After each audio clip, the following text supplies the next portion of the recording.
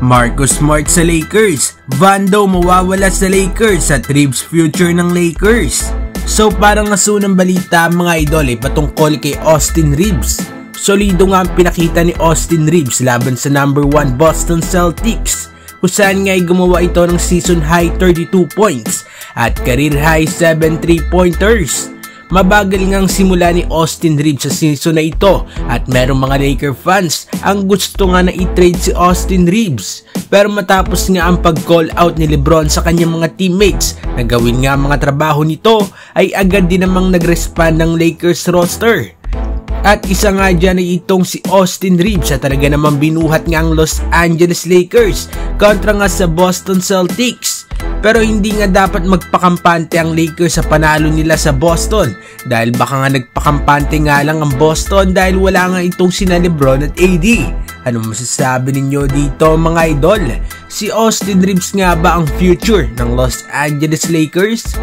At para naman sa sunod na balita ay patungkol kay Jared Vanderbilt. Mabagal nga rin na naging simula ni Vando this season dahil nga sa kanyang injury. Pero fast few games nga ay magandang nilalaro ni Vando at mukhang nagiging healthy na ito.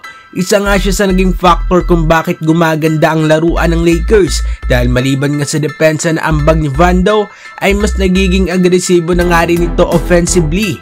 Kaya nga lang laban sa Celtics ay may natamo na namang injury si Vando at ayon nga sa report ay multiple weeks nga daw mawawala ito.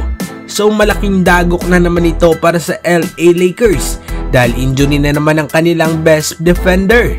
Kaya naman ay kailangan nga mag-step up ngayon ang tulad nga nila Rui Hachimura. Anong masasabi ninyo dito mga idol?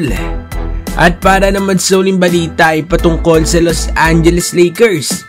Well, isa nga ang kupunan ng Lakers sa mga inaasahang gagawa ng maraming trades o malaking trade nga bago ang trade deadline. Yan ay dahil sa inconsistency na pinapakita nga ng Lakers this season. At ayon nga sa latest report ay meron na namang player na interesado nga daw ang Los Angeles Lakers. At yan nga yan two-way guard na si Marcus Smart. Nag-average nga itong si Marcus Smart ngayong season ng 15 points, 3 rebounds at 4 assists per game.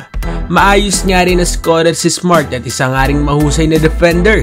At sa kanyang resume ay nanalo na nga ito ng Defensive Player of the Year. Kaya lang ay marami ng injury na natamo itong si Marcus Smart this past few months. At baka nga maapektuhan lang ang Lakers lalo kung gagawin nga nila ang ganitong trade. As of now nga ay hindi pa nakaka-recover si Smart sa kanyang latest injury. Ano masasabi ninyo dito mga idol? Babagay nga ba sa Los Angeles Lakers ang tulad ni Marcus Smart? Mag-komento sa baba at ating babasahin yan. Huwag kakalimutan na mag-like and subscribe para sa iba pang balitang NBA. Maraming salamat po.